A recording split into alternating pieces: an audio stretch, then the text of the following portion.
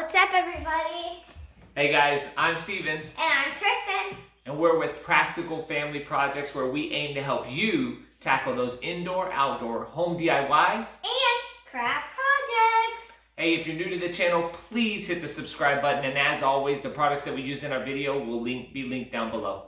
Hey, Dad, I have a joke. You got another joke? Yes. All right. Why did the golf player bring an extra pair of socks? Why did the golf player bring an extra pair of socks? In case he got a hole-in-one. Hole-in-one. Because if he gets a hole-in-one sock, and whenever a golf player hits the ball into the hole on its first try, it's called a hole-in-one. Oh, I got it. Let's get to the project.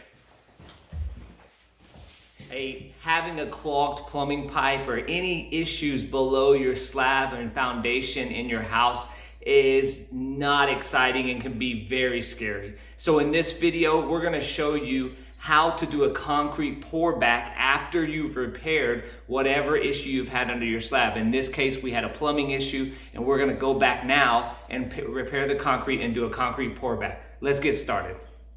All right, here's a list of what we got going on. And guys, I'll be honest with you, we're outside right now. So if you hear the cattle in the background, they're going crazy right now, mooing all over the place. So I apologize for that. So a couple of items that we're going to need for the project today. We have our hammer drill right here. We won't be using the chisel bit. We have a 3/8 drill bit that we'll be doing to drill the dowels in the concrete pour back. We have our bull float right here that we'll be using. And we have our finishing trowel right here that we'll be using to finish the concrete. We have some tie wire to tie the rebar. We have a bandsaw. We're using a bandsaw to cut the rebar. You could use a grinder. You could use a sawzall. You can kind of use whatever works best for you guys. But we were able to get our hands on a bandsaw, so we're going to use a bandsaw. And then we are going to use Maximizer concrete. It's a 5500 psi concrete. We got this from Home Depot, and this is what we're going to use. We got 80 pound bag. We bought a couple extra bags just so we don't have to run back to the store. We can always return it or use it for some future projects. And then come over here, we have our rebar. It's number 3/8 rebar. We're going to use this because we had it. We already had this material. You could use number 4 rebar as well. I don't see the need to go any higher than number 4 rebar in this situation for the pour back, but you could also use just whatever you had on hands. We have some leveling sand that we're going to use in the bottom of our pour back just to kind of get it level so that we don't have a bunch of uneven spots. It's not necessary. All this does is just help save on a little bit of concrete, so we're not pouring 8 or 9 inches of concrete. We'll get it kind of leveled off, so we keep it right around 6 inches or so of concrete. But you definitely could pour more concrete if you didn't have the sand. So over here, we'll need a wheelbarrow to mix the concrete. We have a screed board. This is just a scrap 2x4 that we were using to do some painting on another project we were working on. So we're going to use this morning just because we have it. It's the right size, and I didn't want to cut a full 2x4. So we use that to screed the concrete. We have a hoe and a shovel just to mix the concrete and to place the concrete.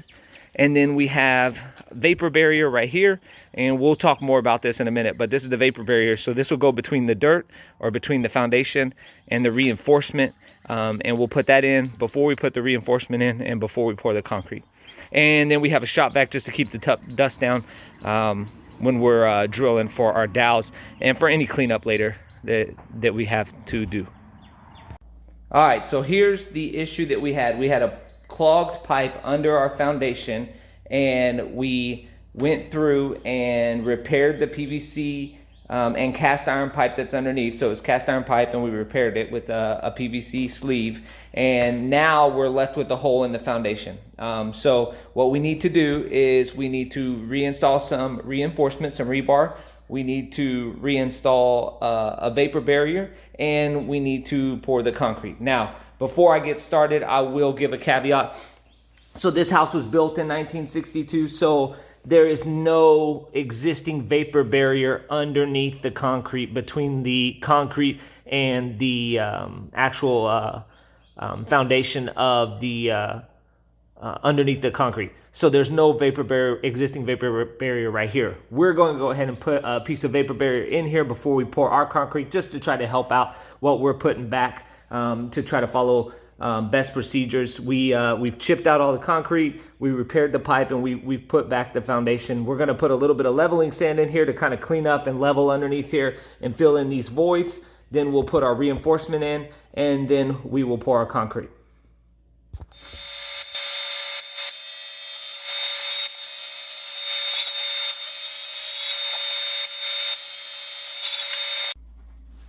All right, so we've got all our dowels drilled, the holes for our dowels.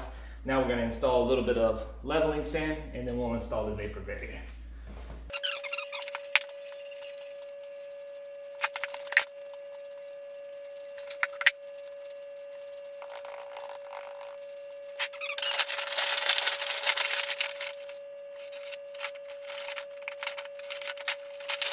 All right, guys, so this is like 15 mil plastic poly. You can get like 6 mil poly at Home Depot. This is just something that I had at the house that I'm using, that I've used on another project. It's just something that was left over. I highly recommend I would use something like the 6 mil that you can get at Home Depot, just a heavy duty contractor plastic that they have there.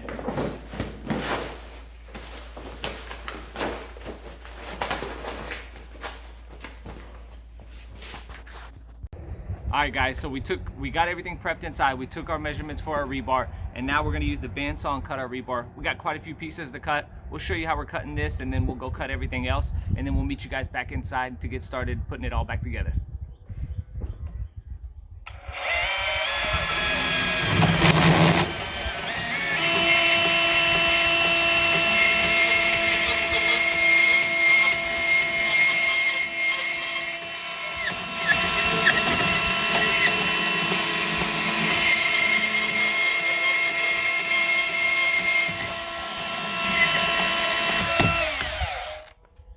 Hey guys, so we got the first 2 pieces of rebar in. We have all the rebar cut, and we're gonna kind of walk the rest of this through the rest of this with you guys, kind of show you how we put this together. So 2 pieces of 2 tools that I didn't mention that we'd be using earlier: a pair of pliers for tying the wire and tying the rebar, and then a hammer. In this case, I'm using just a small mini sledgehammer. You can use a regular hammer. I like using a small sledgehammer. It's got a bigger head on it, and with the rebar, it helps eliminate the smashed fingers or the missed hits and hit the wrist.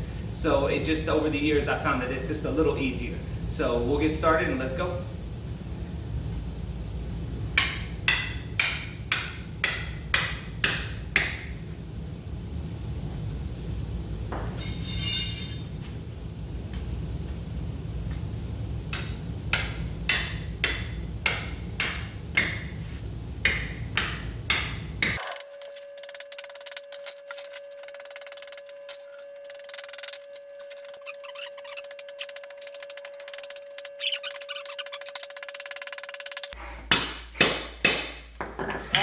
So this is a good example of what happens. We cut this one a little bit too long, so it's not fitting in here. We'll take the bandsaw and we'll knock that edge off, and then it'll fit just fine.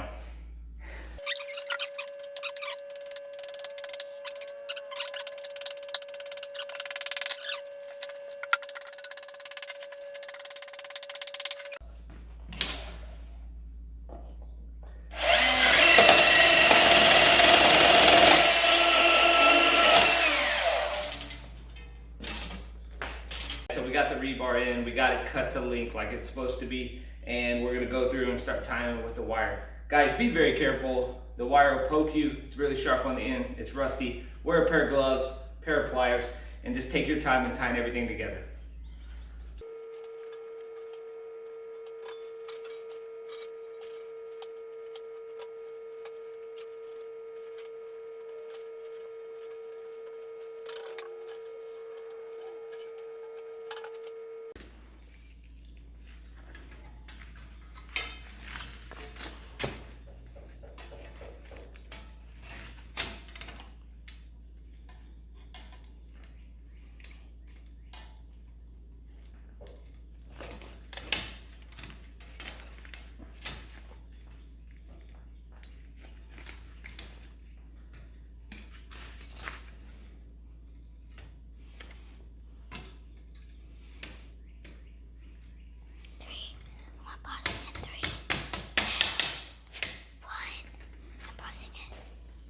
All right, we're back at it. We got everything prepped. We got the rebar in. We got everything cleaned up. We put up a bunch of our tools. Now we're here mixing some concrete. So I've already dumped one bag of concrete in. We're getting ready to dump the second bag, and then we'll start mixing. One trick that my dad taught me that I've shown my little one, when you're emptying a bag of concrete into a wheelbarrow, we've always taken the shovel or taken the hoe and just cut a line straight across.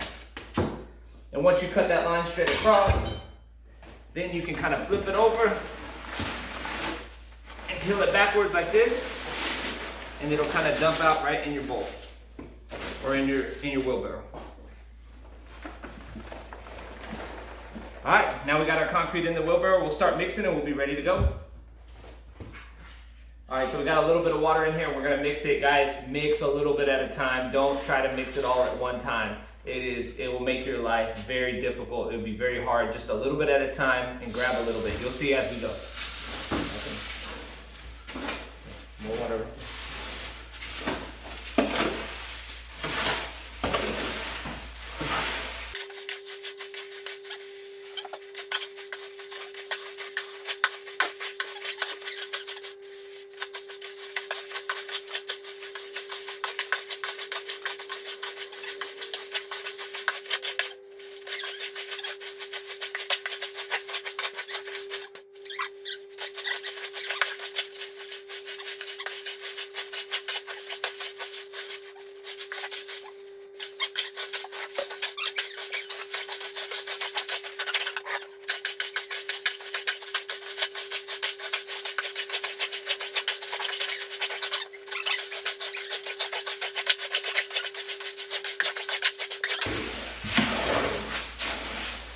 All right, guys, so we got the concrete mixed up. This is about the consistency we want right here. We use that to put in the hole. Out of breath a little bit. A lot of work, guys, a lot of work. I did 2 bags. If you don't want to work on 2 bags at a time, do 1 bag. It's a lot easier with 1 bag. No, that's just normal for me. I like to do 2 bags at a time. So we'll move this around and we'll start placing it.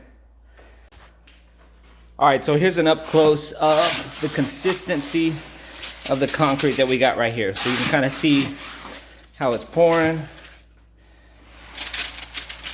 That's what we're looking for right there when we're putting it in the hole.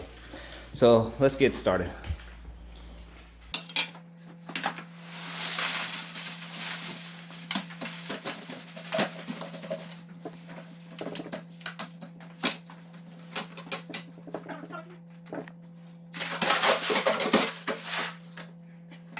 All right, guys, so lesson learned right here. I hate that this happened, but it does happen sometimes. So we had our wheelbarrow sitting outside.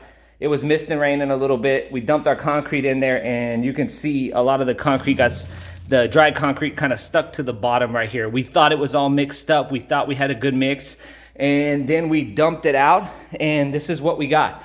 So it's not a lost cause. We're gonna add some water, and it's just gonna be tedious. We're just gonna mix it here in the hole, and we'll get our consistency back. It's just a little bit of concrete right here, cement that's not mixed up with the water. We'll get that mixed up. We'll get it all together and get a nice consistency, and then we'll pour the rest of our concrete in here. So lesson learned. I'm glad it happened in the video so we can show you guys in case it happens to you, but unfortunately, it's not what you're looking for. So we'll get it fixed up, and then we'll go from there. All right, so here we go. So one point to make, that we didn't have a lot that didn't mix up. If you have a lot that doesn't mix up, you probably want to get that back in the wheelbarrow or back in your bucket and mix it up a lot with more water.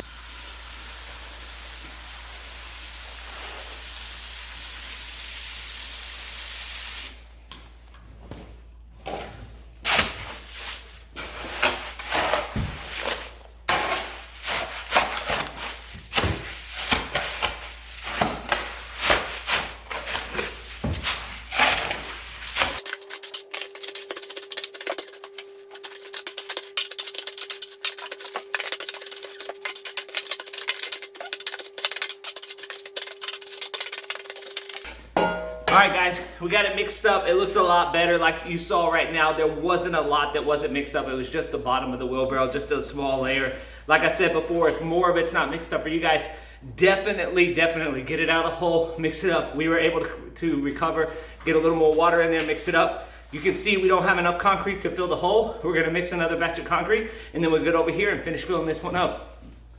So we just finished mixing our second batch of concrete, and if your floor, so as you notice that our flooring, that we did not protect our floor, and it's very messy.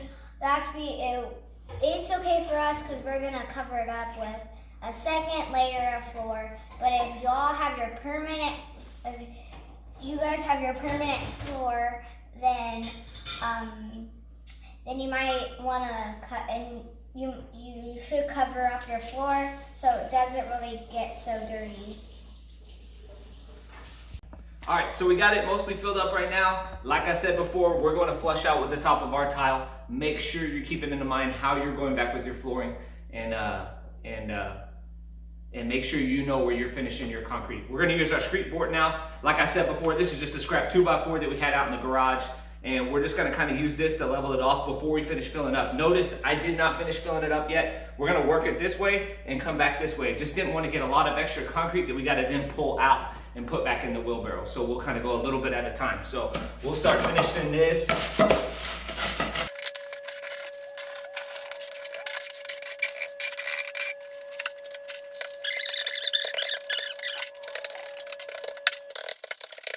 All right, so you can kind of see the technique that I was doing. I was kind of using it side to side, kind of getting that flattened off a little bit, keeping it on the edges. And then once I got it to where I wanted it, I'm gonna kind of screed it back and lift up just a little bit. And then go back a little bit, screed it back and look up a little bit. Don't try to screed it all at one time, especially if you got a big space. If you got a big space, it's gonna get really heavy. Just do a little bit at a time. It'll keep it consistent. It'll help you keep it level. So a little bit side to side, and then you can start screeding it and lift up. Screed it and lift up. Screed it and lift up. What does screed mean? Screeding it means just pulling the board like this, and you're screeding the concrete, scraping the top of the concrete to level it out and to pull it towards you or to pull it away from you, either way, to get it level all the way across. You can see there's some spots we're gonna have to fill in, but right now we're getting it pretty level all the way across. Then we can start finishing it with our trowels.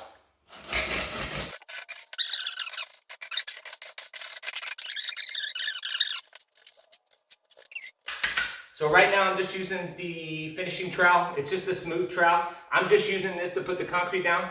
The first thing we're gonna use is the bull float. The bull float is just what I use to get it smooth and get it set the first time. We'll use this to make it nice and smooth at the end. So we're just using this right now just to fill in the voids.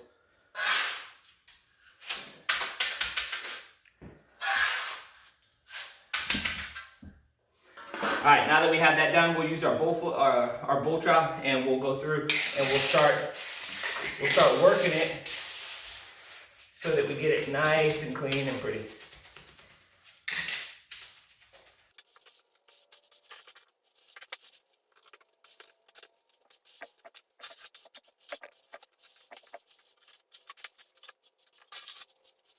All right, so we got it to where we want it. Right now we're gonna do a little cleanup, and then we just have to sit and wait. It takes a little bit of time.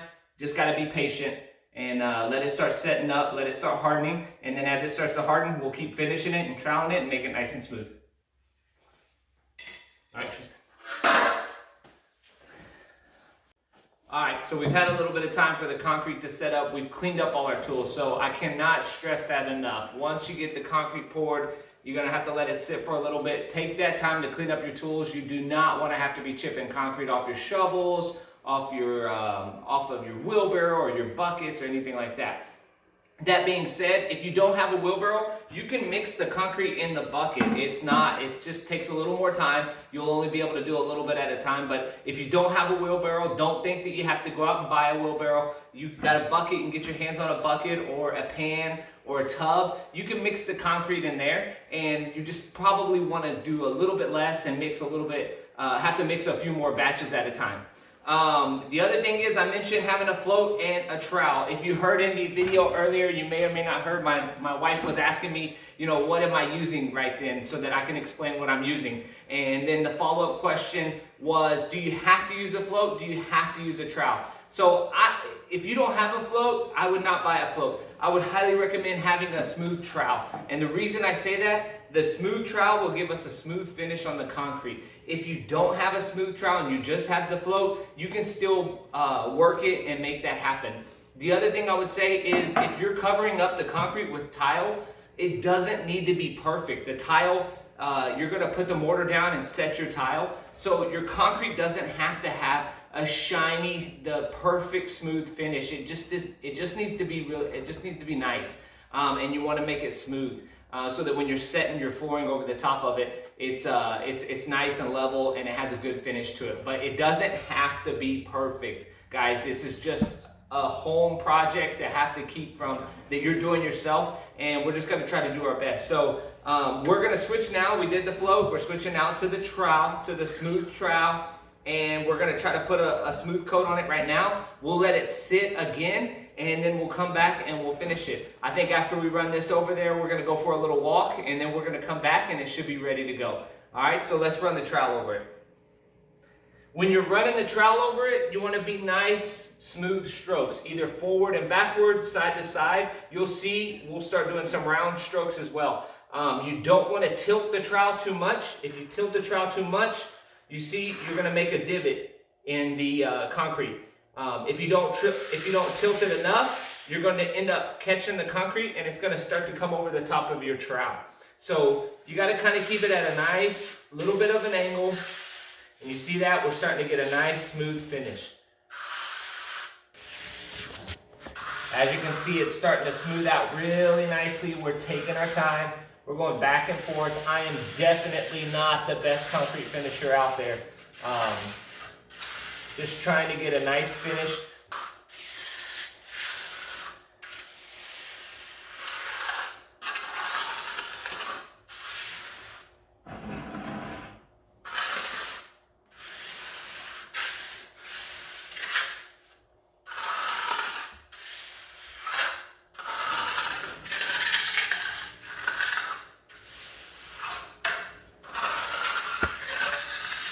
All we're doing right now is we're just trying to fill in those little cracks with that little bit of slurry or that little bit of concrete that's on top when we're smoothing it around.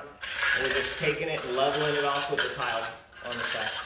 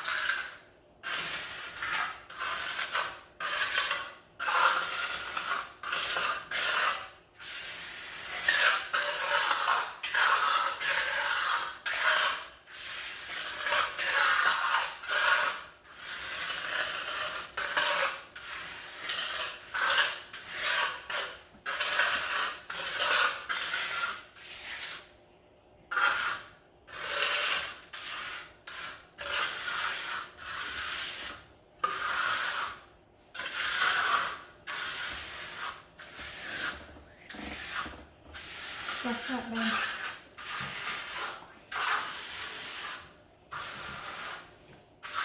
All right, y'all can see it's getting really smooth. I really like the way it's starting to turn out. I think this is gonna finish up really nicely. We're gonna finish up this last bit of section right here, and then we're gonna go for a walk, and we'll get some water, maybe have some lunch, and kind of take it easy, and then we'll come back, hit the trowel over it one more time, and then we'll be done. Hey guys, so the concrete's been sitting, it's been sitting for a while. We're gonna hit it one more time with the trowel, the smooth trowel, and then we're calling it good. Like I said before, we're gonna put concrete flooring over the top of this, so it's going to be good enough for us. So same principle as before, nice and smooth stroke. You should start to get a nice smooth finish on the concrete.